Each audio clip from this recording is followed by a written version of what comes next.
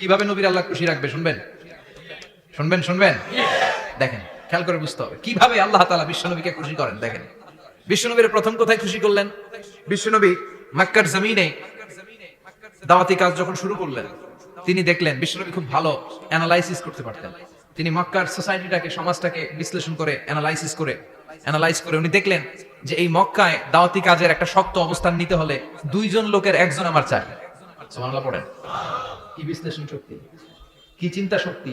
উনি ঘেটে ফেললেন, উনি বুঝে ফেললেন সবাইকে দেখে যে দুইজনের একজন আমার সাথে না থাকলে আমার দাওয়াতি কাজ চালানো কষ্ট হয়ে যাবে।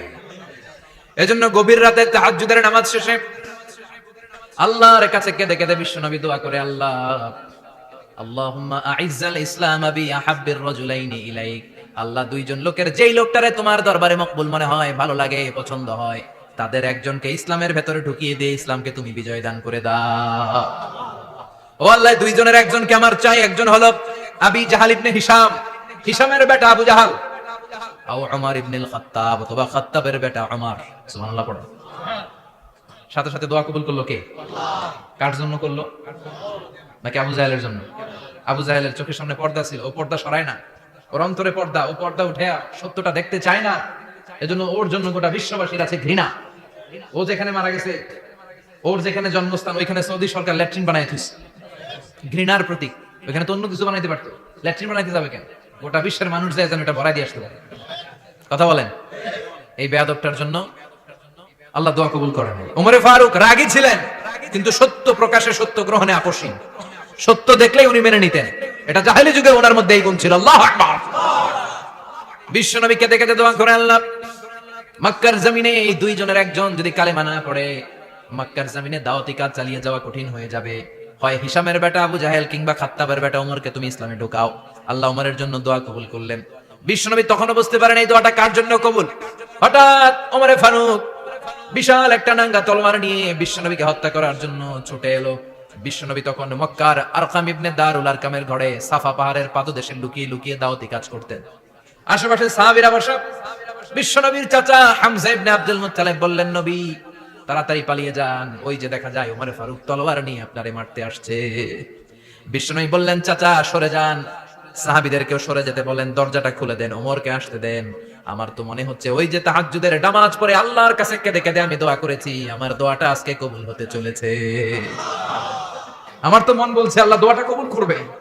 দরজা খুলে দেন। ওমর ফারুক চলে আসলেন, এসে তলোয়ার রেখে দিয়ে আঙ্গুল উঁচু করে বলেন, আশহাদু আল্লা ইলাহা ইল্লাল্লাহ, আশহাদু আন্নাকা মুহাম্মদ রাসূলুল্লাহ। ঝিনুকের ভেতর লুকিয়ে থাকে যেমন মতি, ঝিনুকের ভেতর লুকিয়ে থাকে যেমন মতি, কালমা শাহাদাতে আছে আল্লাহর জ্যোতি, কালমা শাহাদাতে আছে আল্লাহর জ্যোতি। সুবহানাল্লাহ পড়েন। কি আল্লাহর জ্যোতি এসে ওমরে ফারুকের হৃদয়টাকে নুরানি করে দিল। তিনি তলোয়ার রেখে ঘোষণা দিলেন, আশহাদু আল্লা ইলাহা ইল্লাল্লাহ ওয়া আশহাদু আন্নাকা মুহাম্মাদ আবদুল্লাহি ওয়া রাসূলুহু। বিশ্বনবী খুশি হয়ে গেলেন। ফাতারদা ওয়ালা সাউফা ইউতিকা রাব্বুকা ফাতারদা। ও নবী, অচিরে এমন এমন জিনিস একটার পর একটা আমি আপনারে দান করব, এগুলো পেয়ে আপনি খুশি হয়ে যাবেন গো নবী। আপনার অন্তরে দুঃখ, কষ্ট, হতাশা, আপসেট হওয়ার মানসিকতা, ফ্রাস্ট্রেশন কিছু আল্লাহ রাখবো না। ওয়ালা সাউফা ইউতিকা রাব্বুকা ফাতারদা। অচিরে এমন এমন জিনিস আমি আল্লাহ আপনারে দেব, আপনি খুশি হয়ে যাবেন। ওমরে ফারুকের ইসলাম ধর্ম গ্রহণ করানোর মাধ্যমে বিশ্বনবীর মনটারে খুশি করে দিল কে? আল্লাহ। ফাতারদা। বিশ্বনবী খুশি হয়ে গেল। পাইছেন আল্লাহ কিভাবে বিশ্বনবীর খুশি করে? সুবহানাল্লাহ পড়বেন না? এরপরে বিশ্বনবী মক্কা থেকে তায়েফে দাওয়াত দিতে গেলেন। কোথায়? হজ উমরা যারা করেছেন 70 থেকে 75 80 কিলো দূরে পাহাড়ি পথ বেয়ে বেয়ে উঠতে হয়। 6-7 হাজার ফিট উপরে পাহাড়ের উপরে এই তায়েফের শহর, তায়েফ সিটি। ঠান্ডা। ওইখানে গেলে মনেই হবে না এটা সৌদি আরব। ওইখানে জ্যাকেট লাগে। কি লাগে? জ্যাকেট। বিশ্বনবী কষ্ট করে 80 কিলোমিটার পথ পাড়ি দিয়ে তায়েফের ছেলেদেরকে দাওয়াত দিতে গেলেন। কিন্তু বিশ্বনবীর দাওয়াতি এই ডাকে, এই আহ্বানে তারা সাড়া দেয় নাই। বিশ্বনবীর এই দাওয়াতকে তারা রিজেক্ট করেছে। বিশ্বনবীকে পাথর মেরেছে। বিশ্বনবীর মোবারক দেহটাকে রক্তাক্ত করেছে। আমার নবীর এই সুন্দর দেহটা বেয়ে বেয়ে ঝরঝর করে রক্ত ঝরেছে। তায়েফের মাটি সাক্ষী, তায়েফের পাথর সাক্ষী। 3টা জায়গায় বিশ্বনবী বেহুশ হয়েছে। এখন ওখানে গেলে স্থানীয় লোকরা বলে, বংশ পরম্পরায় ওরা জেনে এসেছিল যে এই জায়গাগুলোতে বিশ্বনবীকে আঘাত করা হয়েছে। এখনো লোকজন দেখায়, এখানে পড়েছিল বিশ্বনবী, ওখানে পড়েছিল, ওখানে পড়েছিল, ওই খেজুর বাগানে বিশ্বনবী লুকিয়েছিল, আজ ওখানে খেজুর বাগানই করে রাখছে। আল্লাহু আকবার পড়ে। খেয়ে না খেয়ে দিন প্রচারের কাজে নিজেকে দিয়েছ বিলিয়ে, তায়েফের কাফিরেরা চিনল না সে আলো, দুষ্ট ছেলেদের পিছু দিল লেলিয়ে, পাথরের আঘাতে ক্ষত বিক্ষত হয়ে সারা শরীর থেকে রক্ত ঝরে। হে রাসূল তোমাকে ভুলি আমি কেমন করে, হাজার ব্যথা বেদনার পরে ফিরে আসনি তুমি আপন ঘরে, দিনের আলো তুমি ছড়িয়ে দিতে চলে গেলে মদিনায় মক্কা ছেড়ে। হে রাসূল তোমাকে ভুলি আমি কেমন করে, হে রাসূল তোমাকে ভুলি আমি কেমন করে। ঠিক কি না? পাথর মেরে বিশ্বনবীকে রক্তাক্ত করা হলো। বিশ্বনবী রক্তাক্ত, বিশ্বনবীর সাহাবা সাইয়েদনা যায়েদ রাদিয়াল্লাহু তাআলা আনহু কুয়া থেকে পানি এনে বিশ্বনবীর গা থেকে রক্তগুলো ছেড়ে ফেলে দেয়।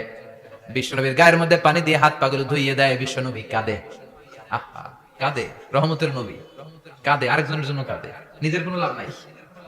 মাইর খাইছে ওরা যেন বাঁচে জাহান্নামের আগুন থেকে। সুবহানাল্লাহ কইবেন না?